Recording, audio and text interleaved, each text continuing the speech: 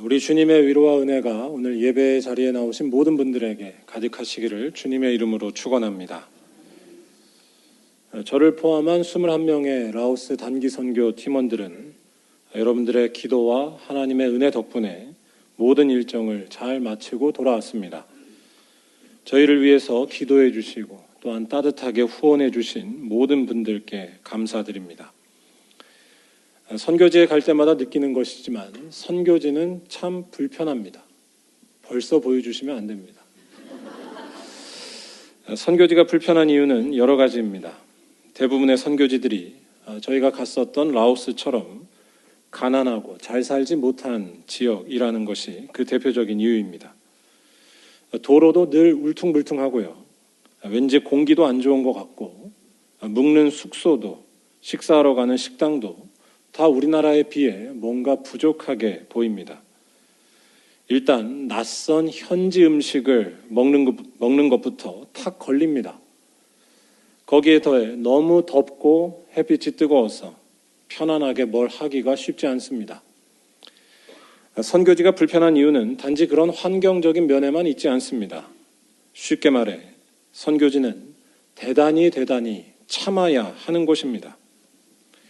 뭐라고 할까요? 이해가 안 되는 일이 많다고 할까요? 여러분들의 성질 혹은 마음을 다스리는 어떤 훈련을 하고 싶으시다면 다음에 꼭 선교지에 방문하시길 바랍니다. 계획대로 다 되면 좋을 텐데 절대로 그렇지 않습니다. 말도 100% 통하는 것이 아니어서 답답할 때가 부지기수입니다. 일이 빨리빨리 이루어지지도 않고 시간이 오래 걸리기도 합니다.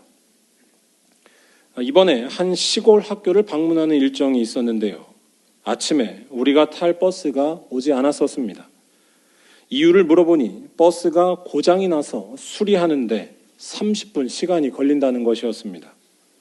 그런데 30분이 지나도 어떻게 됐을까요? 안 왔고 그럴 걸 미리 예측했던 우리 팀은 그 전에 아예 현지 교통수단, 먼지를 뒤집어 쓴 채 달리는 트럭 뒤에 타고서 학교에 방문하기도 했습니다. 지금 보여주시죠. 저 트럭입니다. 그 다음도 보여주세요. 저렇게 생겼습니다. 결국 저희가 타기로 했었던 버스는 30분이 아니라 프로그램이 다 끝나고 난 뒤에 한참 뒤에 와서 탈 수 있었습니다. 쉽게 속에서 열불이 나거나 내가 정한 원칙대로 안 되면 화부터 내시는 분들은 꼭 선교해 보시기 바랍니다. 더 나아가 선교지가 참 불편하고 답답한 이유는 눈에 보이는 변화가 때로 매우 느리게 보이기 때문입니다. 뭐라고 할까요? 과연 이렇게 한다고 해서 무슨 일이 일어날까 싶은 회의감이 선교지를 유심히 보고 있으면 들지 않을 수가 없습니다. 소위 효율이 떨어져 보이는 것입니다. 라오스 사회를 생각해보면 강력한 불교 문화에 기본적으로 종교를 반가워하지 않는 사회주의 국가이고 기독교는 비율이 2%가 채 안 됩니다. 거기에다 여전히 토속적이고 전통적인 분위기가 강한 저 지방, 시골에서는 기독교인들에 대한 박해까지 일어나고 있습니다. 그래서 선교는 참 힘듭니다. 돈도 많이 들고요. 이것저것 편안한 환경도 없고 이해되지 않는 일도 많으며 과연 무슨 변화가 일어날지 회의감이 들기도 합니다. 이러한 상황은 선교가 이루어지는 세계 어느 곳에서나 또 선교가 이루어진 모든 역사 속에서 늘 있어 왔습니다. 그런데 참 신기한 것은 이러한 힘든 상황에도 불구하고 교회는 선교를 포기한 적이 한 번도 없다는 것입니다. 그 이유는 간단하고도 분명합니다. 결정적으로 중요한 것은 힘들고 불편한 상황에 있지 않다고 믿기 때문입니다. 기독교인들에게 있어서 삶의 행동과 방향을 결정짓는 결정적이고 근본적인 문제는 하나님께 있다는 것입니다. 이러한 말이 그저 하는 이야기처럼 들릴 분이 계실지도 모르겠습니다. 좀 더 적극적인 차원에서 설명을 드리자면 기독교인들은 만족을 얻는 근거가 다르다는 것입니다. 우리 삶에 가장 생명력을 주고 부족하지 않게 하는 그 기준이 다르다는 것입니다. 그것은 모든 것이 편안하고 내 성질대로 할 수 있고 효율이 높아지는 것에 있는 것이 아니라 하나님께 인정받는 것, 그분과의 소통과 사귐이 살아있는 것, 그분께서 기억해 주시는 것, 그분의 말씀을 따르는 것, 그 한 가지에 있다는 것입니다. 왜냐하면 하나님만이 평화와 생명이시고 예수님만이 우리에게 빛을 주시는 분이며 성령만이 우리의 앞길을 인도해 주시며 자유롭게 해주실 수 있는 진정한 주님이시기 때문입니다. 뭐라고 할까요? 마치 어린아이가 부모와의 좋은 관계 속에서만 삶의 근원적인 힘과 용기를 얻는 것처럼 우리 기독교인들도 마찬가지라는 것입니다. 참으로 살아있는 모습은 주님과의 소통에, 그분과의 뗄래야 뗄 수 없는 관계에 있다는 것입니다. 그래서 교회는, 또한 우리 말리언교회는 힘들어도 선교하는 것이고 오히려 참된 기쁨과 해방을 맛보면서 선교하는 일에 나선다는 것입니다. 더 나아가서는 반드시 놀라운 역사가 나타날 것을 믿으며 선교한다는 것입니다. 그 일이 하나님과 연결되어 있음을 믿기 때문입니다. 오늘 말씀 역시 같은 차원의 이야기를 한다고 할 수 있습니다. 오늘 말씀은 예수께서 복과 화를 선포하신 말씀 중에 하나입니다. 마태복음에 나온 이른바 팔복에 대한 말씀과 비슷한 오늘 말씀은 마태복음보다 훨씬 자세하면서 더 직관적인 표현을 씁니다. 22절을 잘 보시면 복 있는 사람은 한마디로 예수 믿는 것 때문에 세상에서 벼랑 끝에 코너에 몰린 사람들이라고 말하고 있습니다. 사람들이 미워하며 멀리하고 욕하고 너희 이름을 악하다 버릴 때에 너희에게 복이 있다고 말씀하십니다. 여기에서 너희 이름을 악하다 버릴 때라는 이 말은 본래 의미보다 조금 순화해서 번역했다고 할 수 있는데요. 이 말의 뜻은 너희의 이름을 악마의 이름이라고 부르면서 추방할 때라는 것입니다. 여러분, 누군가가 여러분들의 이름을 악마라고 부르는 것, 이런 것을 상상해 본 적 있으신가요? 남들이 그러건 말건 나는 상관없이 산다라고 하실 분이 계실지도 모르겠는데요. 이러한 일은 대단히 위험하고 겁이 나는 일입니다. 자신의 존재 자체가 부정을 당하는 굉장히 심각한 차원의 일입니다. 내 이름을 모든 사람들이 악마의 이름이라고 부르기 때문입니다. 22절의 이러한 말씀은 초창기 기독교인들이 처했었던 심각한 박해의 상황을 보여준다고 할 수 있습니다. 기독교인으로 살아간다는 것은 자기의 삶 자체를 부정당하는 괴로운 일이었습니다. 당시 기독교인은 사회에서 환영받거나 존경받는 이들이 아니었습니다. 기독교인으로 산다는 것은 험난한 일이었고 보람이나 기쁨을 전혀 기대할 수 없어 보이는 일이었습니다. 그 이유는 명확했습니다. 기독교가 선포하는 바가 세상이 당연하게 말하는 것들과 이른바 시대 정신과 충돌했기 때문입니다. 정확히 말하면 예수를 믿는다는 것은 유대인들이 당연하게 말하고 있는 바를 부정해야 하는 것이었고 또한 세계 최강대국 로마 제국에 저항하는 것이기도 했습니다. 일단 기독교는 유대인들이 말하는 율법의 전통은 존중은 하되 거기에 매여 살지는 않았습니다. 거칠게 말할 때 그 율법을 해체했고 그 율법이 예수에게서 완성이 됐다고 고백했습니다. 그래서 율법 하나를 지키기 위해 사람을 도구로 부리는 일을 하지 않았고 오히려 그 반대로 하는 것이 기독교인들이었습니다. 사람을 살리기 위해 율법이 있다는 것입니다. 예수께서 안식일에 사람을 고치신 일이나 기독교인들이 이방인들에게 할례를 강요하지 않은 것이 그 대표적인 일이라 할 수 있습니다. 다시 말해 율법의 본뜻을 완성하신 분은 예수시고 그래서 그를 믿고 따르는 것이 율법을 잘 지키는 것이라고 선언한 것이었습니다. 결국 이러한 기독교인들 또한 예수께서는 유대인들로부터 미움을 받을 수밖에 없었습니다. 예수께서는 십자가에 달려 죽으셨고 기독교인들은 박해를 받으며 산 것이었습니다. 22절 말씀에 버릴 때에는 이라는 말이 나오는데요. 이 말은 초창기 기독교인들이 속해 있었던 회당 공동체에서, 유대인 공동체에서 그들이 영원히 추방됐다는 것을 암시합니다. 모두에게 미움을 받아, 아니 악마라고 불리면서 있던 공동체에서 쫓겨난 것입니다. 더 나아가 기독교인은 로마 제국으로부터도 박해를 받았습니다. 로마 제국은 오직 황제가 주님이라고 말하면서 황제 숭배를 강요했지만 기독교는 이를 거부했기 때문입니다. 기독교는 황제가 아니라 오직 예수만이 주님이시고 그분만을 경배하고 따라야 한다라고 고백했습니다.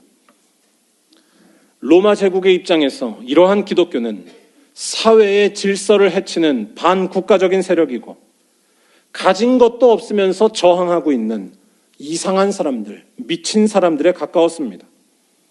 이들은 절대로 그냥 둬서는 안 될 이들이자 정리의 대상이었습니다. 여러분, 이런 상황에서 예수를 믿는다면 여러분은 어떻게 하시겠습니까? 교회가 좀 변하면 되지 않을까요? 유대교에서도 로마 제국에서도 환영받는 쪽으로 이른바 긍정적인 방향으로 그 주장을 바꾸는 것입니다. 그래서 대중의 지지를 받아야 교회도 살지 않겠냐는 것입니다. 그런데 교회는 그런 선택을 하지 않았다는 것이 오늘 말씀에 숨겨진 누가복음 기자의 설명입니다. 교회는 자기가 살 것 같은 편안한 길을 선택하지 않았습니다. 교회는 오히려 뜻밖의 선택을 했으며 놀라운 고백을 계속 해나갔습니다. 모두에게 미움을 받고 추방을 당하고 박해를 받아도 예수를 믿고 따르는 길을 그들의 길로 선택했다는 것입니다. 아니, 그 길이 오히려 복이 있으며 기뻐할 일이라고 고백하기까지 했습니다. 왜냐하면 그것이 하늘에서 큰 상을 받는 길이라 믿었기 때문입니다. 하늘에서 큰 상을 받는다라는 이 말을 상투적으로 이해하시면 곤란합니다. 이 말은 꽁꽁 감춰져 있는 어떤 비밀을, 은폐되어 있었던 어떤 비밀을 봤다는 이야기입니다. 참으로 생명을 얻으며 참으로 평화를 얻으며 참으로 만족을 얻는 길은 하나님께로부터만 온다는 것을 안 것입니다. 그래서 하나님께 나아가는 그 길, 곧 예수를 붙들고 그를 따르는 길을 최종적으로 선택했다는 것입니다. 아무런 부족함이 없는 감사와 평안, 아무것도 부럽지 않고 서운하지도 않는 그 생명, 절망이 오더라도 버림받지 않는다는 그 신비로운 능력이 바로 예수를 따르는 길에 있음을 믿었다는 것입니다. 그걸 하늘에서 큰 상을 받는다라는 말로 표현한 것입니다. 좀 더 설명을 드리자면 세상에서 인정을 받고 적당히 잘 지내는 것이 우리들을 편안하게 하는 것처럼 보여도 사실은 그것이 우리를 더 위축시킨다는 것, 더 목마르게 한다는 것을 꿰뚫어 본 것입니다. 여러분, 이런 사실에 눈뜨며 살고 계신가요? 쉽게 말해 세상에서의 칭찬과 인정은 언제 사라질지 모르기 때문에 더 큰 불안이 엄습할 수밖에 없습니다. 그래서 칭찬받는 일은 기분이 좋은 일이면서 동시에 노심초사할 수밖에 없는 일입니다. 즉 참된 평안과 안식이 거기에 없습니다.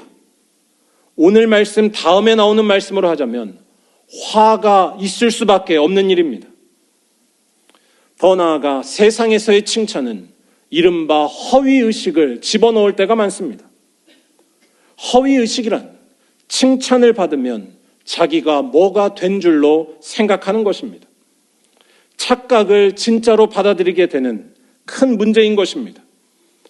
다시 말해 현실 감각을 잃어버리는 것이고 실제로 필요한 능력을 얻는 것이 아니라 겉만 번지르르해지는 것입니다. 우리의 영혼을 살리는 것이 아니라 죽이는 일입니다. 하지만 하나님께로부터 오는 칭찬은 그렇지 않다는 것입니다. 하나님께로부터 오는 칭찬은 우리를 살립니다. 그 칭찬은 우리에게 빛을 주고 참된 용기와 능력을 줍니다. 하나님께로부터 오는 칭찬은 우리의 모습을 남과 비교하지 않아도 있는 그대로 받아들이며 사랑하게 만듭니다. 하나님께로부터 오는 칭찬은 가난하건 부하건 나이가 많건 적건 감사와 안식을 누리게 하는 능력입니다. 아무것도 서운하지 않게 합니다. 우리가 절대로 버림받지 않으며 참으로 안전케 하며 위로하는 능력, 우리의 먹을 것과 무기와 재물이 줄 수 없는 평화를 그가 주신다는 것입니다. 왜냐하면 하나님만이 생명이시고 그분만이 이 세상을 지으셨으며 그가 지금도 비밀스럽게 온 세상을 통치하고 계시기 때문입니다. 그리고 이러한 하나님께로부터 칭찬을 받는 길, 그 참된 능력을 얻는 길은 바로 예수를 따르는 것에 있음을 아는 것이 진정한 기독교인이라는 것입니다. 왜냐하면 예수께서는 하나님과 일치하시는 분이기 때문입니다.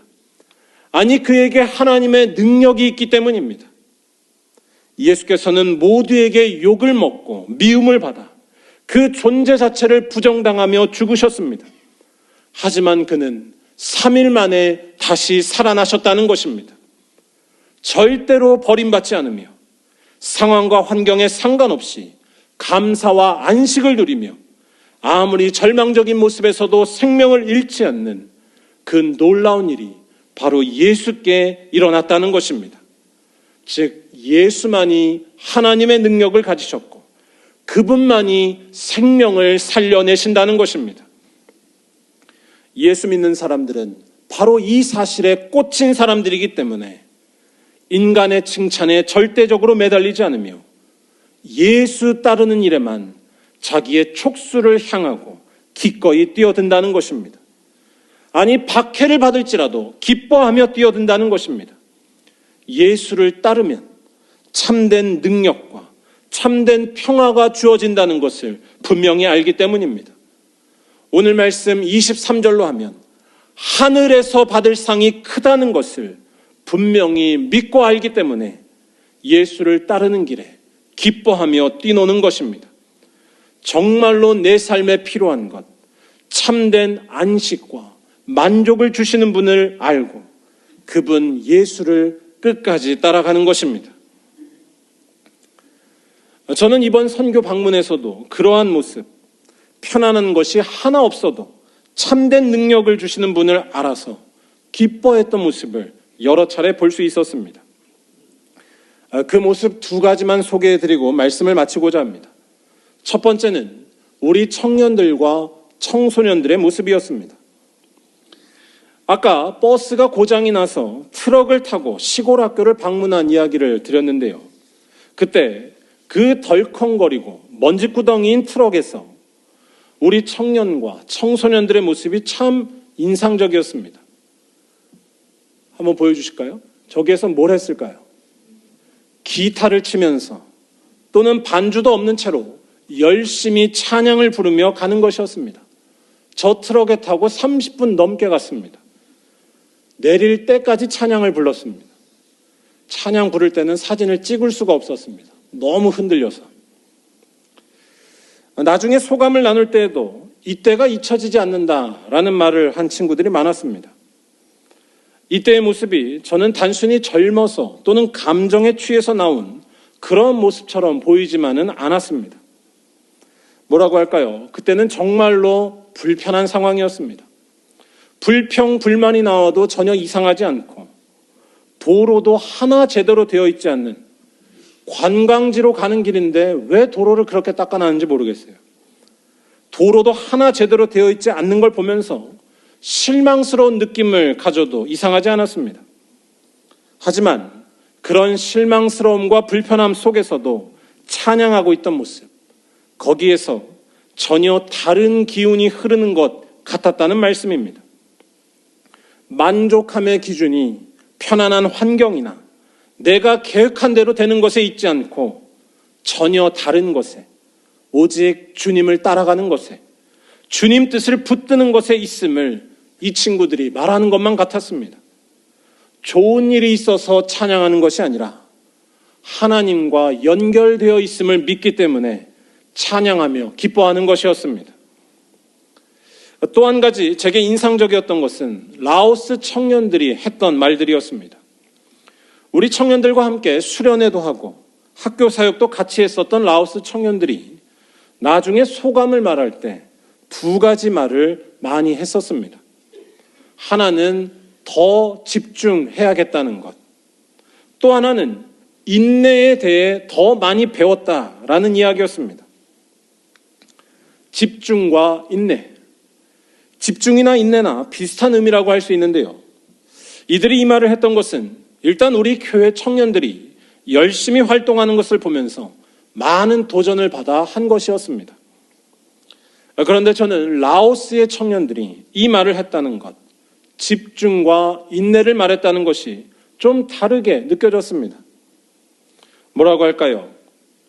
정말 힘든 곳인 라오스에서 예수 믿는 것이 얼마나 힘든지 이 말에서 느껴지는 것 같았습니다. 동시에 그럼에도 불구하고 나는 중심을 잃지 않겠다는 각오 같은 것이 느껴졌습니다. 아무리 힘들고 어려워도 참된 만족과 안식, 평화와 기쁨을 다른 데서 찾아서는 안 되겠다라고 말하는 것처럼 들렸습니다. 정확히 말할 때 우리를 진정 위로해 주시고 아무것도 부족하지 않게 하시는 분은 오직 주님이라는 것을 다시 한번 깨달으면서 그 주님께 집중하기 위해 어려움 속에서도 더 인내해야 한다는 것을 말한 것이 아닐까 싶었습니다. 상황이 어려울지라도 주님께 집중하며 그분 곁에 있기 위해 날마다 인내하는 것이야말로 참으로 복된 일임을 고백한 것이었습니다. 주님만이 우리를 살리시기 때문입니다. 사랑하는 여러분, 온갖 좋은 것이 넘쳐나는 이 세상에서 여러분들에게도 이러한 비밀의 고백, 믿음의 고백이 넘치시기를 바랍니다. 모두에게 미움을 받고 불편한 일들 투성이가 될지라도 예수를 따라가는 일, 그분께만 집중하고 그분께 가까이 하기 위해 날마다 인내하는 삶을 택하시기 바랍니다. 내 삶의 중요한 것을 포기하더라도 주님의 말씀을 따라 항상 섬기는 자리로 내려가시고 가난한 이들과 여러분의 소유를 나누시기 바랍니다. 내 삶이 불편해진다 하더라도 주님께서 보여주신 모범을 따라 새벽마다 하나님 앞에 무릎 꿇고 기도하시기 바랍니다. 그리하면 여러분은 살 것입니다. 그리하면 여러분은 참된 위로와 만족을 얻을 것입니다. 그리하면 여러분은 하늘에서 받을 상이 클 것입니다. 주님만이 우리들에게 참된 평화와 안식을 주시는 생명의 주인이시기 때문입니다. 바라기는 이러한 믿음의 고백으로 진정 살아있는 삶을 살아가는 우리 모든 말리언교회 성도님들이 되시기를 주님의 이름으로 간절히 축원합니다. 기도하겠습니다.